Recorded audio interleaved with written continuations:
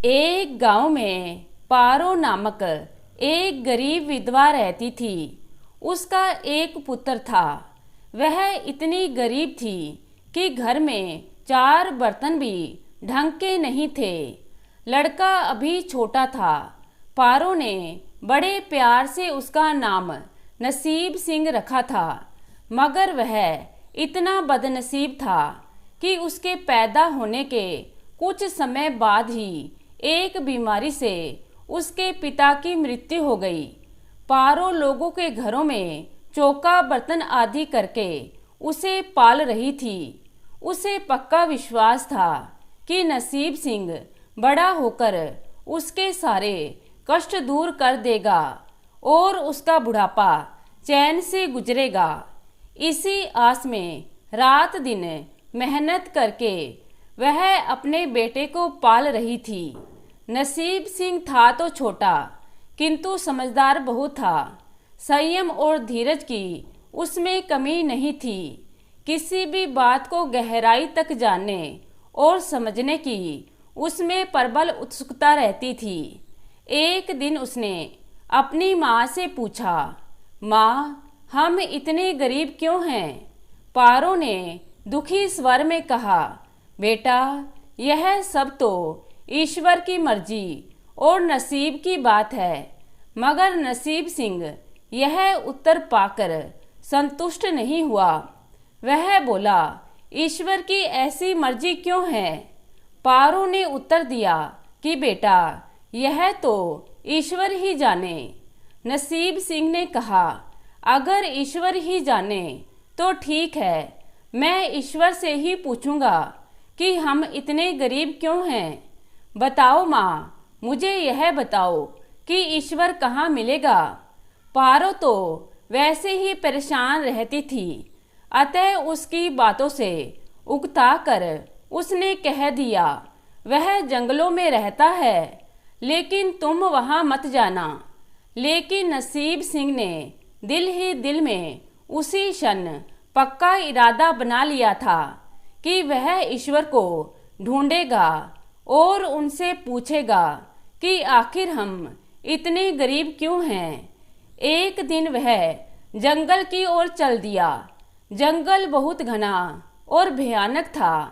चलते चलते नसीब सिंह बुरी तरह से थक गया, मगर भगवान की परछाई तक भी उसे दिखाई नहीं दी। अतः वह थक हार कर पत्थर की एक शिला पर जा बैठा और सोचने लगा कि भगवान तो यहाँ कहीं नहीं है।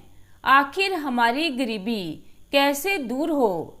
तभी संयोगवश मृत्यु लोक का भ्रमण करते करते भगवान शिव और माता पार्वती उधर ही आ निकले। उन्होंने बच्चे को वहां बैठा देखा तो उन्हें बड़ा अचरज हुआ कि यह अबोध बालक इस बीहड़ जंगल में बैठा क्या कर रहा है। भगवान शिव ने बालक से पूछा, तुम कौन हो बालक, और इस जंगल में बैठे क्या कर रहे हो?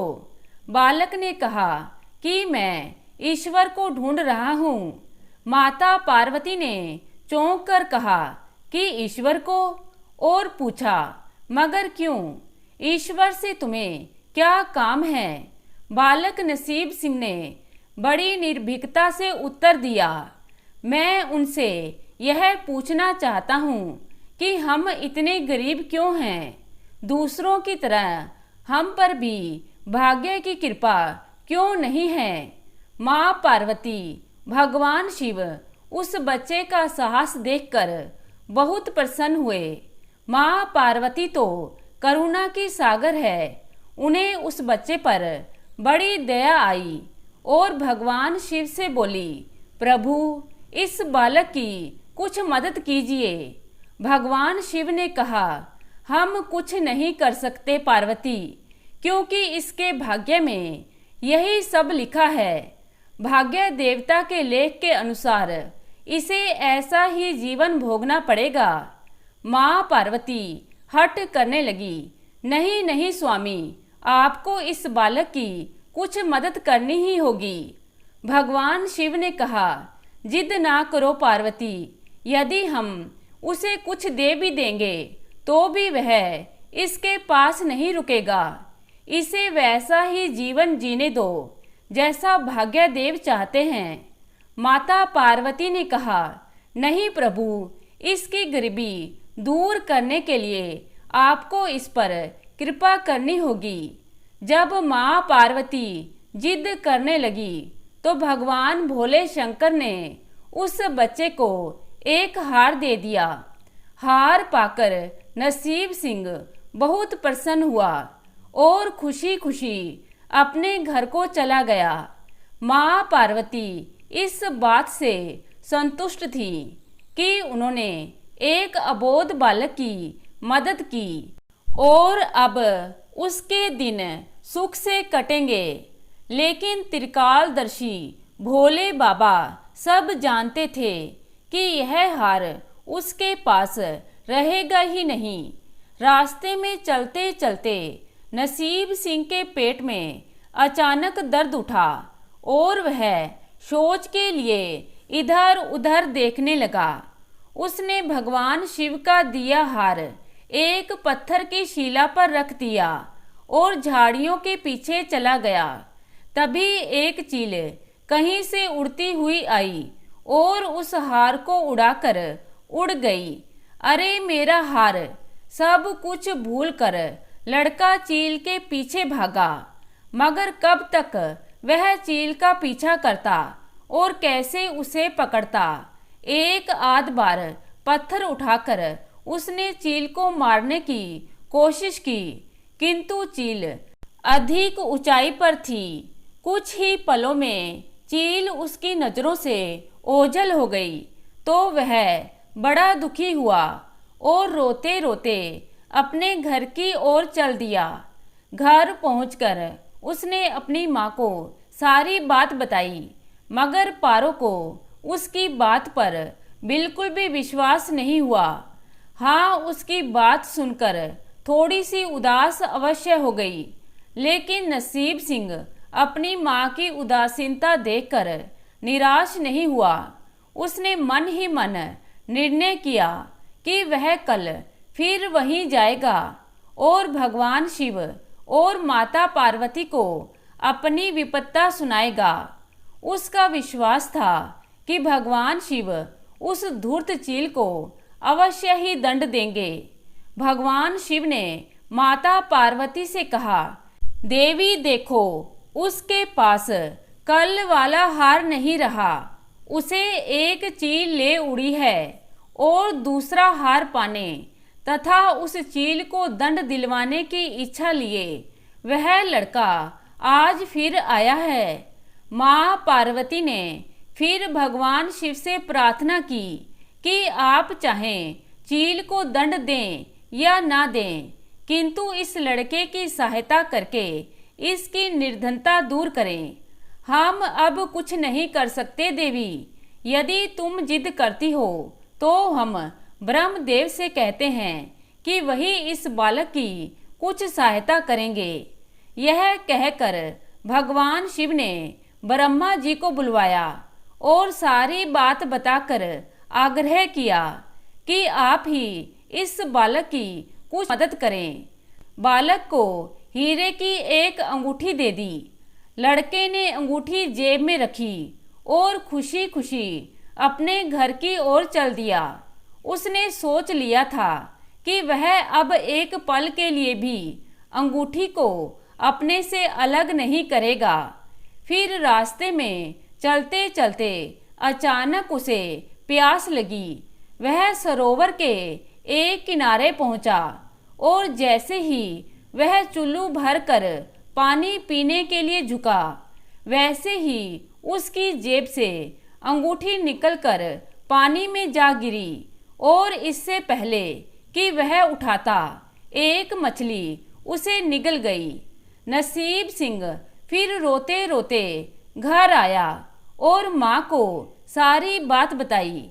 माँ ने उसे दिलासा देते हुए कहा, बेटा, जब तक भाग्य में नहीं है तब तक कोई भी चीज नहीं रुकेगी। जब भाग्य देवता खुश होंगे तो मिट्टी भी सोना बन जाएगी। मगर इस प्रकार किसी के देने से हमारी गरीबी दूर नहीं होगी। उसे समझाकर माँ अपने काम में लग गई, मगर नसीब सिंह हार मानने वाला नहीं था। उसने मन ही मन सोच लिया कि वह कल फिर जाएगा। तीसरे दिन वह फिर उसी जंगल में जा पहुंचा। भगवान शिव और माता पार्वती उसका यह साहस देखकर बहुत खुश हुए। शिवजी जी ने इस बार ब्रह्मा जी के पास जाकर बात की कि वह बालक तो बड़ा साहसी है, इसका कुछ उद्धार किया जाना चाहिए। तब ब्रह्मा जी ने सलाह दी कि हमें भगवान श्री हरि के पास जाना चाहिए, वही इसका कोई हल बताएंगे। अतः वह श्री हरि के पास जा पहुँचे। पूरी बात सुनकर भगवान विष्णु ने नसीब सिंह को कुछ हीरे दिए।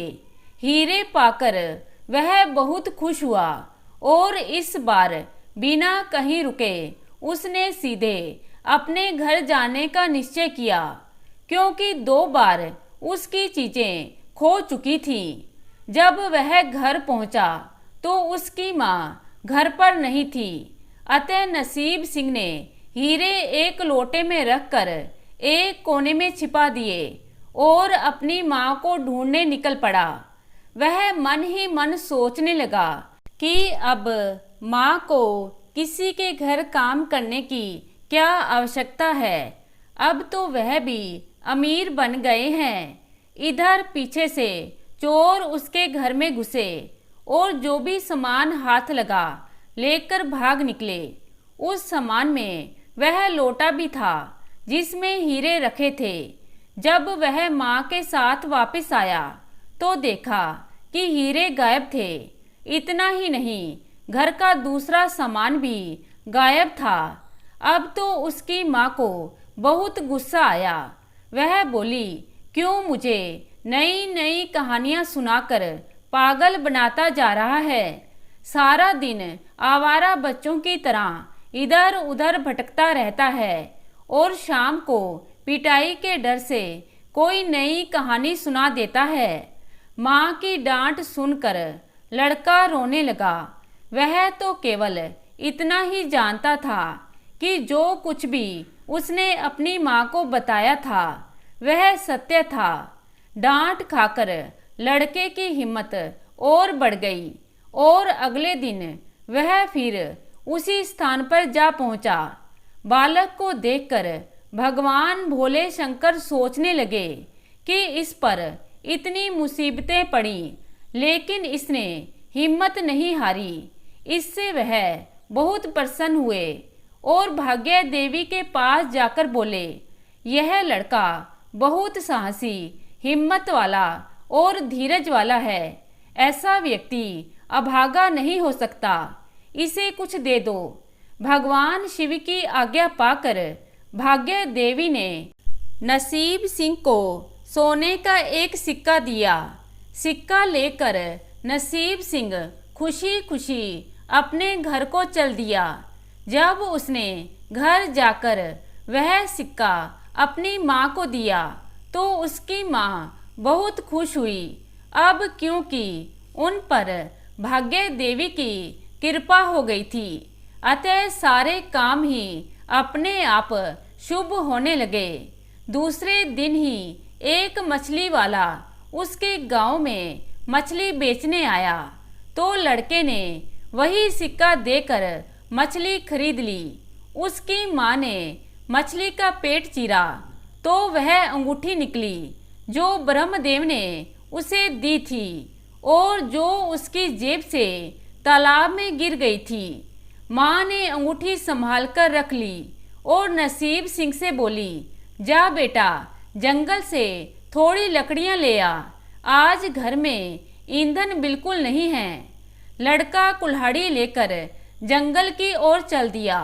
वहाँ जाकर जिस पेड़ पर लकड़ी काटने के लिए चढ़ा, वहाँ उसी चील का घोंसला था जो उसका हार उठाकर ले गई थी। लड़के ने देखा कि चील कहीं आस पास नहीं थी। नसीब सिंह ने अपना हार उठा लिया और जो भी थोड़ी बहुत लकड़ियां पेड़ के पास पड़ी थी वही उठाकर घर की ओर चल दिया। माँ हार पाकर बहुत खुश हुई। अब तो देखते ही देखते उनके दिन बदल गए। घर में किसी चीज का अभाव नहीं रहा। फिर ईश्वर की कुछ ऐसी करनी हुई कि जो चोर उसके घर से हीरे चुराकर ले गए थे उन्हें सपने में महादेव ने चेतावनी दी कि जो हीरे उस लड़के के घर से चुराकर लाए थे वे तुरंत वापस कर दो, नहीं तो तुम्हारा सर्वनाश हो जाएगा। चोर उसी दिन हीरे उसके घर पर दे गए और अपनी गलती के लिए माफी भी मांगी। इस प्रकार उस अभागे का भाग्य चमक उठा। अब उसके घर में किसी चीज की कमी नहीं थी और उनकी गरीबी सदा के लिए समाप्त हो गई थी। तो दोस्तों, कैसी लगी आज की कहानी? आशा करती हूँ कहानी को पसंद करेंगे। धन्यवाद।